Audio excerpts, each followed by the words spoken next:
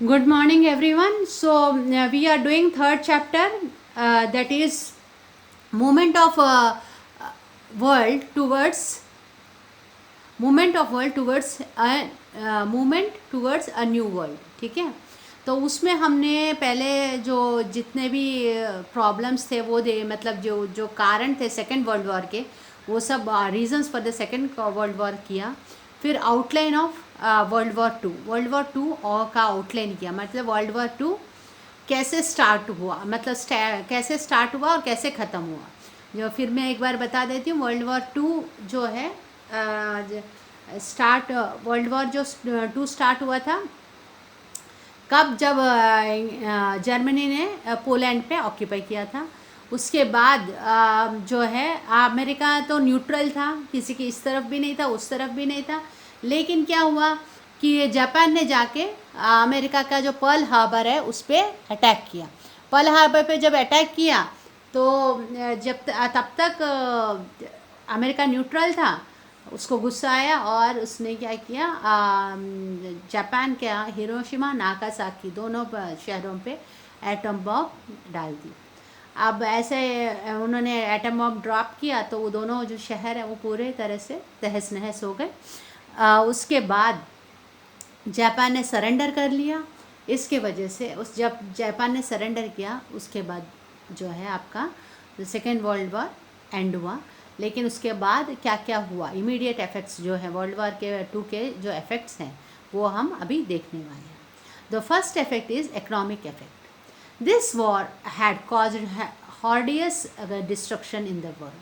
All the involved nations had incurred huge expenses. America had spent $350 billion and other nations had spent more than $1,000 billion. Property worth the same had been destroyed. England lost its property worth 2,000 crores and about Germany, one can't imagine. तो जो ये war हुआ, war में जो मतलब human destruction जो हुआ वो तो हुआ, प्रॉपर्टी डिस्ट्रक्शन हुआ. और कितने लोग जो मतलब काफ़ी लोग तो मतलब परमानेंटली हैंडीकैप हो गए. और कितना सारा पैसा खर्च हुआ. अमेरिका का $350 बिलियन खर्च हुआ. और ऐसे ही सबके 1000 में मतलब जितने भी जो छोटे कंट्रीज हैं उनके थोड़ा $1000 बिलियन तक खर्च हुआ. और जो इंग्लैंड है, इंग्लैंड का तो 2000 करोड़ जो है प्रॉपर्टी वो नष्ट हो गई. और जर्मनी का तो पूछो नहीं. जर्मनी तो ऑलरेडी फर्स्ट वर्ल्ड वॉर के वजह से ही बहुत ज़्यादा वो मतलब वो फ़ाइन वगैरह चुकता रहा था, वो मतलब पे कर रहा था, फाइन्स पे कर रहा था. उसके बाद अभी सेकेंड वर्ल्ड वॉर में भी अब उनके जो जापान, जर्मनी और इटली एक साथ थे. और जापान के ऊपर ये जो बॉम्ब गिरा तो उसने सरेंडर कर दिया. तो यानी उस ग्रुप का ही फिर से ये उसी ग्रुप के लोगों ने सरेंडर किया. सो इस वजह से इसके तो बस पूछो मत कितना नुकसान हुआ. The nations of the world gave more importance to the production of arm and ammunition.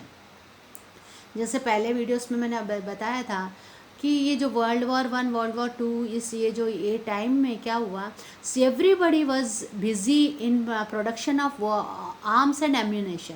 ठीक है, औजार वगैरह बनाने में ही लगे हुए थे.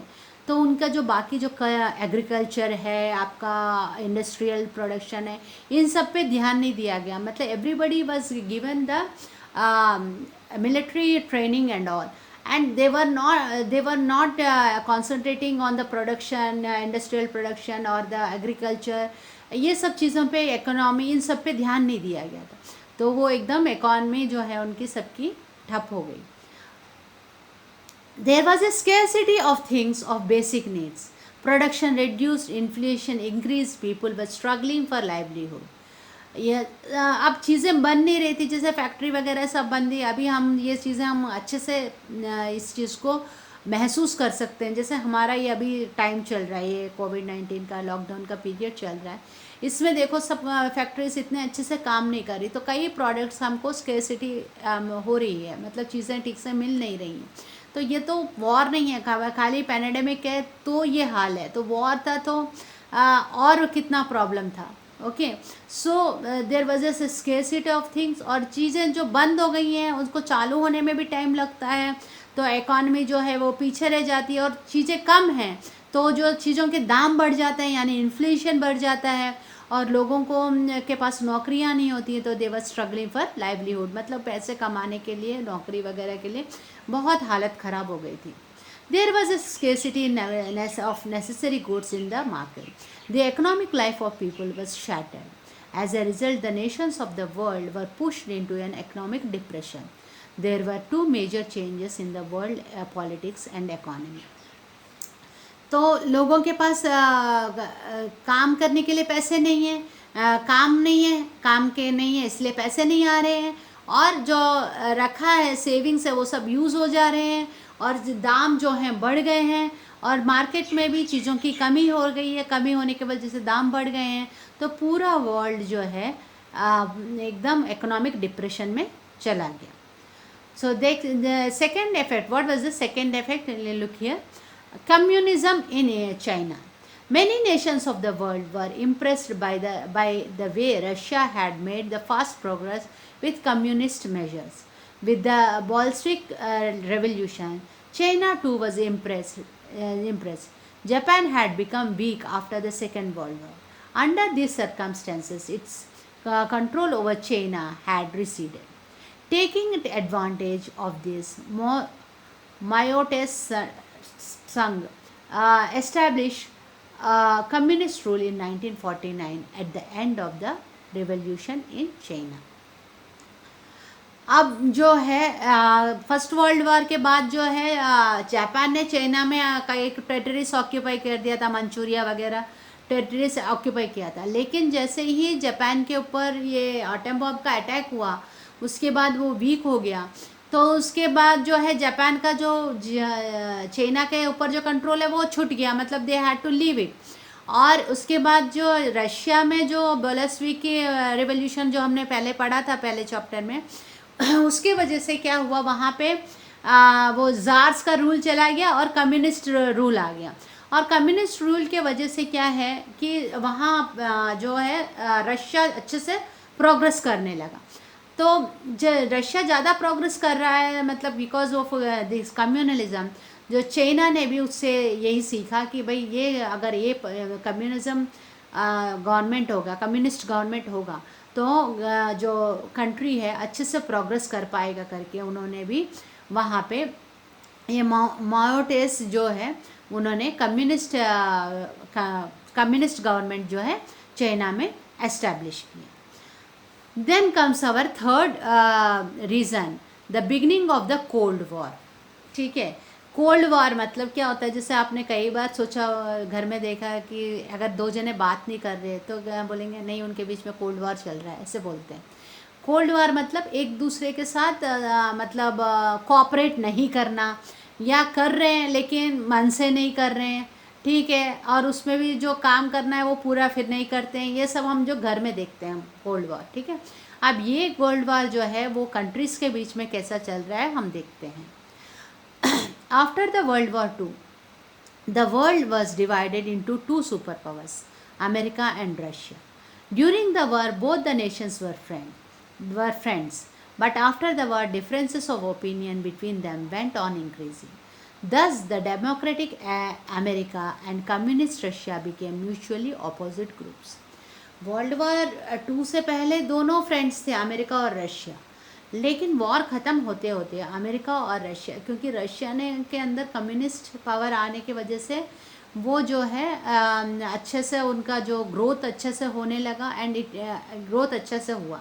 अमेरिका तो पहले से ही उनके इधर डेमोक्रेटिक गवर्नमेंट था और वहाँ पे तो प्रोग्रेस अच्छा था. अभी ये दोनों वर्ल्ड वॉर के बाद दोनों जो हैं सुपर पावर्स हो गए पूरे वर्ल्ड के. और जो अभी जो है इन दोनों ये सुपर पावर्स हो जाने के वजह से कई चीज़ों में इन दोनों की जो राय है वो अलग अलग होने लगी, ओपिनियन जो है अलग अलग होने लगी. Thus the democratic America and the communist Russia became opposite groups. Other small nations of the world joined these two groups according to their convenience. तो बाकी जितने भी देश थे वो जिसको मतलब कोई उनका डेमोक्रेटिक गवर्नमेंट होने के वजह से या वो हमारा नेबर है, ऐसे करके सब लोग जो हैं दो ग्रुप में डिवाइड हो गए. किसी ने रशिया को ज्वाइन कर लिया, किसी ने अमेरिका को ज्वाइन कर लिया. The war of words and the war of ideology that both the superpowers initiated in order to support or oppose each other's opinion created an atmosphere of cold war. मतलब जहाँ पे एक एक दूसरे का नज़रिया में मैच नहीं करता, एक दूसरे के मतलब जैसे कोई भी टॉपिक हो, जैसे समझ लो एक जगह जैसे अभी उस टाइम पे ही सोच लो हमारे इधर ब्रिटिश रूल था, तो ब्रिटिश रूल था तो जैसे कि ब्रिटिश रूल में वैसे तो हमें बाद में रशिया ने भी खूब, रशिया ने बहुत ज़्यादा मदद किया था आफ्टर इंडिपेंडेंस एंड ऑल, लेकिन उस टाइम पे जैसे अगर कोई भी बात होती है तो दोनों का जो राय होता है ना वो अलग अलग हो जाता है, इसी को कहते हैं कोल्ड वॉर। तो यही सब चीज़ों पे चल रहा था। और ये जैसे घर के बड़े हैं, जैसे मदर फादर हैं घर में, और अगर कोई घर में समस्या आती है और उन दोनों एक दूसरे मतलब एक राय पे नहीं होते, एक दूसरे का भी ऑपोजिट होते हैं, तब बोलते हैं इन दोनों के बीच में कोल्ड वॉर चल रहा है। वही चीज़ इधर हो गई थी।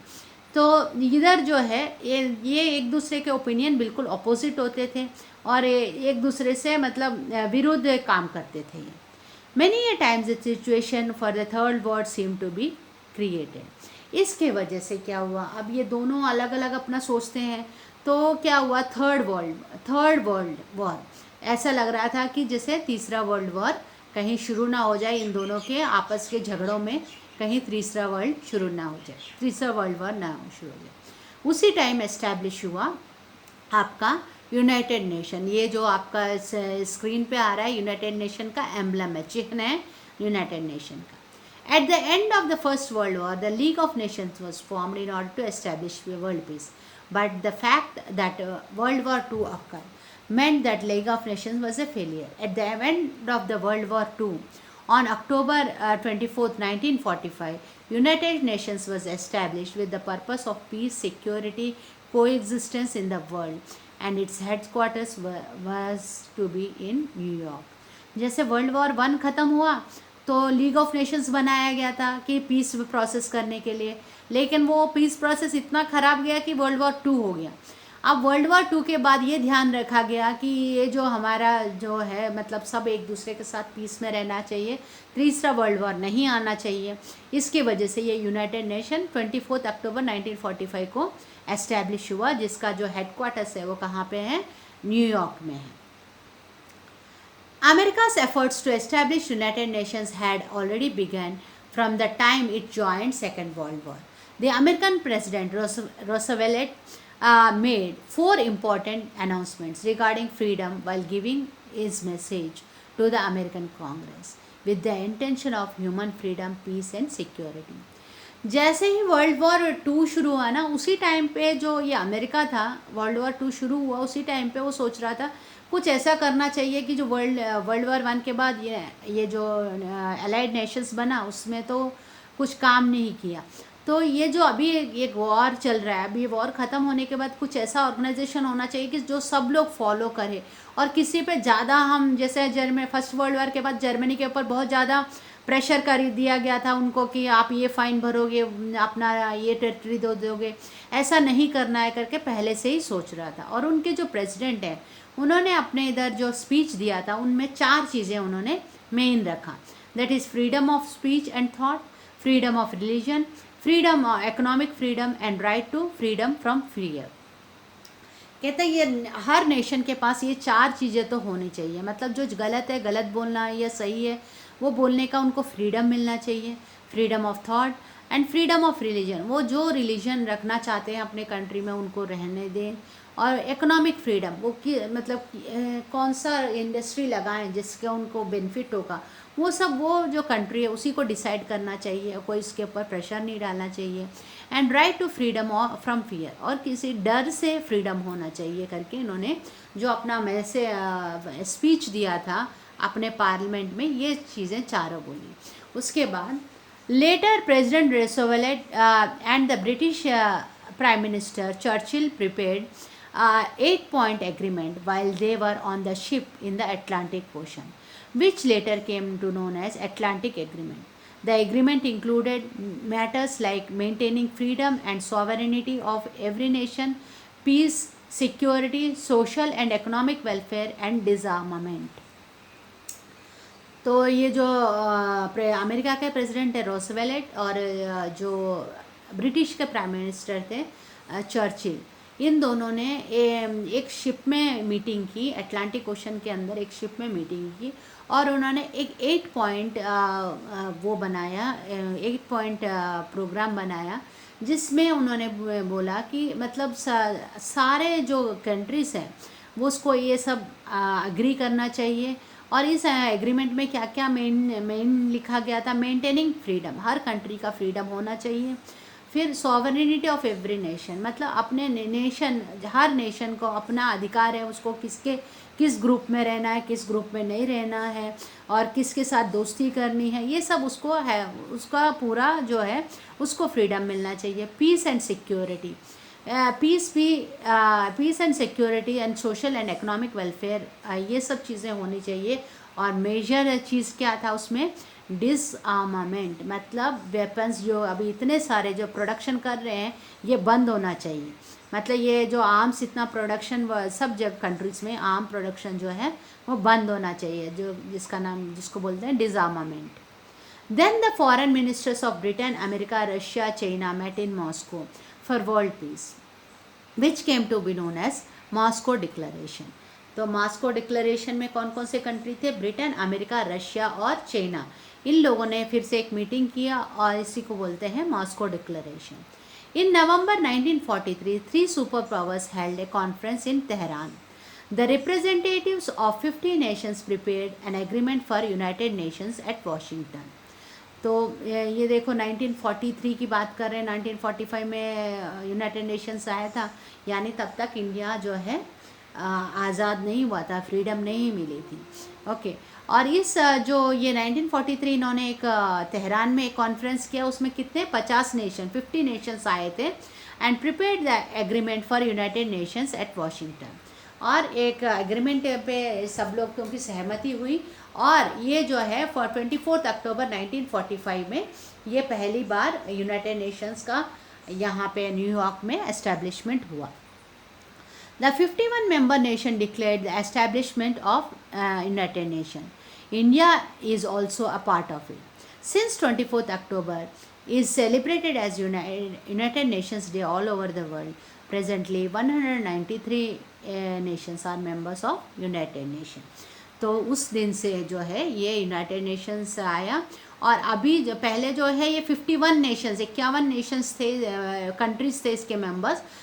एट प्रेजेंट अभी जो हैं यहाँ पे 193 nations are members of this United nation, मतलब 193 कंट्रीज़ जो हैं यूनाइटेड नेशंस की मेंबर्स हैं। और उस दिन से अभी तक ये 24 अक्टूबर जो है यूनाइटेड नेशंस डे की तरह मनाया जाता है। So that's all for today. We will be continuing our next topic, that is organs of United Nation in our next video. Till then, thank you. Have a nice day.